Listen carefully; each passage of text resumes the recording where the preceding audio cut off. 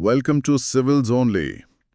आज यानी मंगलवार 16 दिसंबर 2025 को भारतीय राजनीति के सबसे चर्चित मामलों में से एक नेशनल हेराल्ड मामले में एक बहुत बड़ा और अप्रत्याशित मोड़ आया है। बिल्कुल, एक बहुत ही बड़ा मोड़। दिल्ली की एक अदालत ने प्रवर्तन निदेशालय मतलब ईडी द्वारा कांग्रेस नेताओं सोनिया गांधी, राहुल गांधी और अन्य के खिलाफ दायर आरोप पत्र पर संज्ञान लेने से ही इनकार कर दिया है। हाँ, और ये एक ऐसा फैसला है जिसके कानूनी और राजनीतिक दोनों ही गलियारों में बहुत गहरे मायने हैं।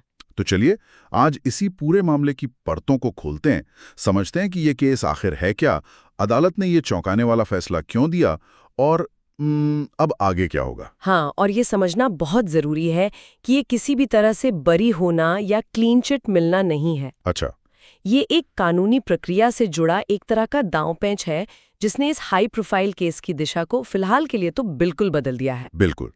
तो इससे पहले कि हम आज के फैसले पर आए, एक बार इस मामले की नींव को समझ लेते हैं। हाँ, ये जरूरी है। जो लोग इस केस को बहुत करीब से फॉलो नहीं कर रहे हैं, उनके लिए समझना जरूरी है कि ये नेशनल हेराल्ड मामला आखिर है क्या, इसकी शुरुआत कहां से हुई थी। देखिए, इस मामले की जड़ें तो इतिहास से जुड़ी हैं। नेशनल हेराल्ड सिर्फ एक अखबार नहीं था। हाँ, स्वतंत्रता संग्राम से जुड़ा था ना। बिल्कुल, इसे 1938 में जवाहरलाल नेहरू ने शुरू किया था और ये भारत के स्वतंत्रता संग्राम की एक आवाज माना जाता था। समय के साथ इस अखबार को प्रकाशित करने वाली कंपनी एसोसिएटेड जर्नल्स लिमिटेड यानी एजेएल भारी घाटे में चली गई। ओके। तो कांग्रेस पार्टी ने इसे उबारने के लिए समय समय पर कर्ज दिया, जो बढ़ते बढ़ते करीब 90 करोड़ रुपए हो गया। 90 करोड़। और यहीं से कहानी में एक नया मोड़ आता है ना। यंग इंडियन नाम की एक कंपनी की एंट्री होती है। सही पकड़ा। 2010 में यंग इंडियन नाम की एक नॉन प्रॉफिट कंपनी बनाई गई। Non profit? हाँ, और इसमें सोनिया गांधी और राहुल गांधी की 38% यानी कुल 76% की हिस्सेदारी थी। बाकी हिस्सेदारी मोतीलाल वोरा और ऑस्कर फर्नांडिस जैसे नेताओं के पास थी। ठीक है। अब ईडी का आरोप यहीं से शुरू होता है। उनका कहना है कि यंग इंडियन ने कांग्रेस पार्टी को महज 50 लाख रुपए चुकाए। एक मिनट, ये थोड़ा उलझा हुआ है। मतलब 90 करोड़ का कर्ज सिर्फ 50 लाख में ट्रांसफर हो गया। हाँ, और उसके बदले में कांग्रेस ने एजेएल पर अपना 90 करोड़ का कर्ज वसूलने का जो अधिकार था वो यंग इंडियन को दे दिया। ये सुनने में ही बहुत अजीब लगता है। क्या ये कानूनी तौर पर मुमकिन है, या ईडी का आरोप इसी बात पर है कि ये पूरी प्रक्रिया ही एक दिखावा थी? ईडी का आरोप ठीक यही है कि ये एक दिखावा था, एक तरह की आपराधिक साजिश।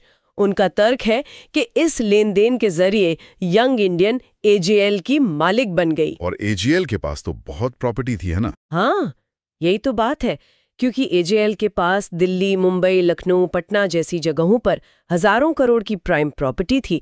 तो असल में 50 लाख रुपए में उस 2000 करोड़ की संपत्ति पर नियंत्रण हासिल कर लिया गया। अच्छा। इसी को आधार बनाकर ईडी ने मनी लॉन्ड्रिंग और धोखाधड़ी का मामला दर्ज किया था। तो मामला साफ है, 50 लाख के बदले 2000 करोड़ की संपत्ति पर कब्जा। और इसी आधार पर ईडी ने अपनी चार्जशीट में सोनिया गांधी, राहुल गांधी, दिवंगत मोतीलाल वोरा, ऑस्कर फर्नांडिस, सुमन दुबे और सैम पिट्रोदा, हाँ, इन सब बड़े नामों को आरोपी बनाया था। अब इस पूरे संदर्भ के साथ आज का अदालती फैसला और भी ज्यादा नाटकीय लगता है। इतने गंभीर आरोपों के बाद अदालत ने चार्जशीट को पहली सीढ़ी पर ही क्यों रोक दिया? और यही आज की चर्चा का सबसे महत्वपूर्ण हिस्सा है। राउज एवेन्यू कोर्ट के विशेष न्यायाधीश विशाल गोगने ने मामले के गुण दोष पर, यानी कि आरोप सही है या गलत, इस पर एक शब्द भी नहीं कहा। अच्छा, मेरिट्स पर बात ही नहीं हुई? बिल्कुल नहीं, बिल्कुल नहीं। उन्होंने अपना पूरा ध्यान उस प्रक्रिया पर लगाया जिसका पालन ईडी ने किया था, और वहीं उन्हें एक बहुत बड़ी कानूनी खामी मिली। वो खामी क्या थी? अदालत ने कहा कि ईडी की ये चार्जशीट एक निजी शिकायत पर आधारित है, जबकि prevention of money laundering act यानी पीएमएलए के तहत कार्रवाई के लिए एक प्रीडिकेट ऑफेंस का होना अनिवार्य है। प्रेडिकेट ऑफेंस, ये एक कानूनी शब्द है, इसे आम भाषा में कैसे समझेंगे?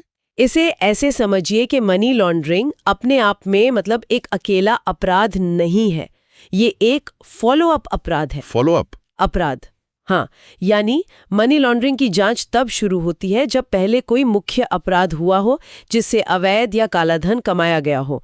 वो मुख्य अपराध कुछ भी हो सकता है, धोखाधड़ी, भ्रष्टाचार, ड्रग्स की तस्करी। समझ गया। उसी मुख्य अपराध को कानूनी भाषा में प्रीडिकेट ऑफेंस कहते हैं। पीएमएलए कानून की ये शर्त है कि ईडी अपनी जांच तभी शुरू कर सकती है जब किसी पुलिस एजेंसी ने उस प्रीडिकेट ऑफेंस के लिए कोई एफआईआर दर्ज की हो। अच्छा, तो मतलब ईडी को किसी और एजेंसी की एफआईआर का सहारा लेना पड़ता है अपनी जांच शुरू करने के लिए। तो इस मामले में अदालत ने पाया कि ऐसी कोई एफआईआर थी ही नहीं जिसे ईडी ने आधार बनाया हो। बिल्कुल। अदालत के मुताबिक ईडी ने सीधे एक निजी व्यक्ति की शिकायत पर अपनी जांच शुरू कर दी और चार्जशीट दायर कर दी, जो पीएमएलए कानून की प्रक्रिया का उल्लंघन है। अदालत ने साफ कहा कि बिना प्रेडिकेट ऑफेंस की एफआईआर के पीएमएलए की शिकायत पर संज्ञान नहीं लिया जा सकता। एक मिनट, ये तो बहुत बुनियादी बात लगती है। ईडी जैसी देश की सबसे बड़ी जांच एजेंसी, जिसके पास इतने अनुभवी वकील और अधिकारी हैं, उनसे प्रक्रिया को लेकर इतनी बड़ी चूक कैसे हो सकती है? ये एक बहुत अच्छा सवाल है। देखिए, इसके कई पहलू हो सकते हैं। हो सकता है कि ईडी की कानूनी टीम को लगा हो कि उनके पास जो सबूत है वे इतने मजबूत हैं कि प्रेडिकेट ऑफेंस का मुद्दा बाद में भी सुलझाया जा सकता है। मतलब उन्होंने एक चांस लिया, महत्व को सबूतों की गंभीरता से ऊपर रखा और फिर कहानी में एक और पेच है जिसने अदालत के फैसले को और भी मजबूती दी। वो क्या है? अदालत ने अपने आदेश में इस बात का भी जिक्र किया कि दिल्ली पुलिस की आर्थिक अपराध शाखा यानी ईओडब्ल्यू इस मामले में पहले से ही एक एफआईआर दर्ज कर चुकी है। क्या? यानी एक प्रेडिकेट ऑफेंस की एफआईआर मौजूद तो है। अरे, अगर ईओडब्ल्यू की एफआईआर पहले से ही मौजूद थी तो फिर ईडी ने उसे अपनी चार्जशीट का आधार क्यों नहीं बनाया? इससे तो मामला और भी ज्यादा उलझ जाता है। ये तो ईडी की रणनीति पर गंभीर सवाल खड़े करता है। यही तो इस केस का सबसे दिलचस्प पहलू है। ये या तो दो एजेंसियों के बीच समन्वय की कमी को दिखाता है या फिर ईडी की एक सोची समझी रणनीति थी कि वो अपनी जांच को स्वतंत्र रखें। वजह चाहे जो भी हो, अदालत में ये रणनीति बुरी तरह विफल हो गई। जज ने साफ कर दिया कि जब एक एफआईआर पहले से ही जांच के दायरे में है तो ईडी की इस अलग चार्जशीट पर सुनवाई करना जल्दबाजी होगी। तो अब आगे क्या? ईडी के लिए तो ये एक तरह से back to the drawing board वाली स्थिति हो गई। उनके पास अब क्या रास्ते बचे हैं? ईडी के पास मुख्य रूप से 3 रास्ते हैं। पहला और सबसे सीधा रास्ता है इस फैसले को ऊपरी अदालत यानी दिल्ली हाई कोर्ट में चुनौती देना। और ईडी ने कहा भी है कि वो अपील करेंगे। हाँ, बिल्कुल। वहां वो ये तर्क दे सकते हैं कि विशेष अदालत ने कानून की सही व्याख्या नहीं की। दूसरा रास्ता है कि वो अपनी जांच जारी रखें और ईओडब्ल्यू की एफआईआर को आधार बनाकर एक नई या सप्लीमेंट्री चार्जशीट दायर करें। जो ज्यादा सुरक्षित रास्ता लगता है। हाँ, ज्यादा सुरक्षित है, लेकिन इसमें समय लगेगा। और तीसरा रास्ता है कि जांच को और गहरा किया जाए और कुछ नए सबूतों के साथ फिर से अदालत का दरवाजा खटखटाया जाए। कानूनी तौर पर ये एक बहुत बड़ी राहत है, लेकिन ये अस्थायी है। ये केस के मेरिट पर जीत नहीं है, बल्कि प्रक्रिया पर जीत है। हाँ, ये समझना जरूरी है। लेकिन राजनीतिक रूप से कांग्रेस और दूसरे विपक्षी दल इसे एक बड़ी जीत के तौर पर पेश करेंगे। वो कहेंगे कि ये मामला शुरू से ही राजनीति से प्रेरित था और ईडी का केस इतना कमजोर था कि अदालत ने उसे पहली नजर में ही खारिज कर दिया। ये पॉलिटिकल वेंडेटा के नैरेटिव को मजबूत करेगा। बिल्कुल। और दूसरी तरफ से क्या प्रतिक्रिया होगी? दूसरी तरफ सरकार और जांच एजेंसी यही कहेंगी कि ये सिर्फ एक तकनीकी खामी है जिसे जल्द ही दूर कर लिया जाएगा। वो इस बात पर जोर देंगे कि अदालत ने आरोपियों को निर्दोष नहीं कहा है, सिर्फ प्रक्रिया पर सवाल उठाया है। तो ये लड़ाई अब अदालत के साथ साथ टीवी स्टूडियो और पब्लिक के बीच भी लड़ी जाएगी। हाँ, हमेशा की तरह।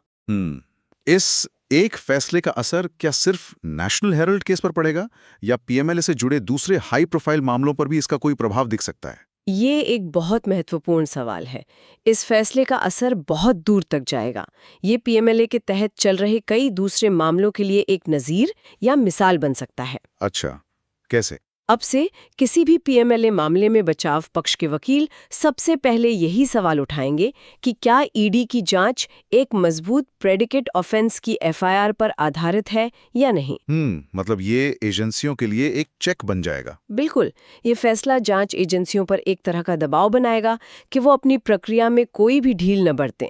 उन्हें अब ज्यादा सावधानी से काम करना होगा। ये सुप्रीम कोर्ट के उस रुख को भी मजबूत करता है जिसमें उसने बार बार कहा है कि प्रेडिकेट ऑफेंस पीएमएलए कानून की आत्मा है। तो कुल मिलाकर आज की अदालत की कार्रवाई ने इस मामले को खत्म नहीं किया, बल्कि इसे और भी जटिल और शायद लंबा बना दिया है। बिल्कुल, ये कानूनी शतरंज की बिसात पर एक बहुत ही अहम चाल चली गई है।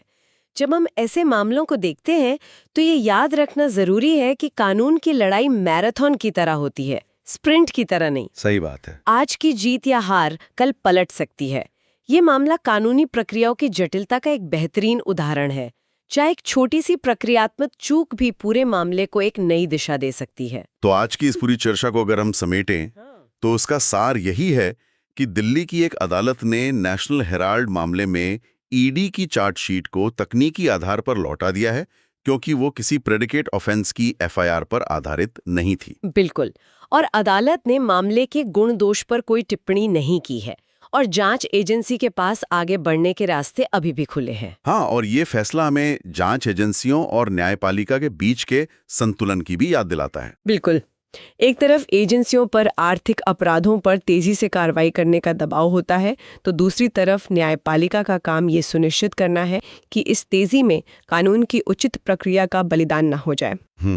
तो आज की ये पूरी बातचीत हमें एक बड़े सवाल पर लाकर छोड़ देती है। जब मामले इतने हाई प्रोफाइल और राजनीतिक रूप से संवेदनशील हों, तो क्या कानूनी प्रक्रिया का हर हाल में पालन करना और भी ज्यादा जरूरी नहीं हो जाता? और क्या आज का ये फैसला हमारी जांच एजेंसियों को भविष्य में ज्यादा अनुशासित और सावधान रहने पर मजबूर करेगा? इस पर सोचने के लिए बहुत कुछ है। For more videos for SSC and State PCS, visit our channel. Thank you.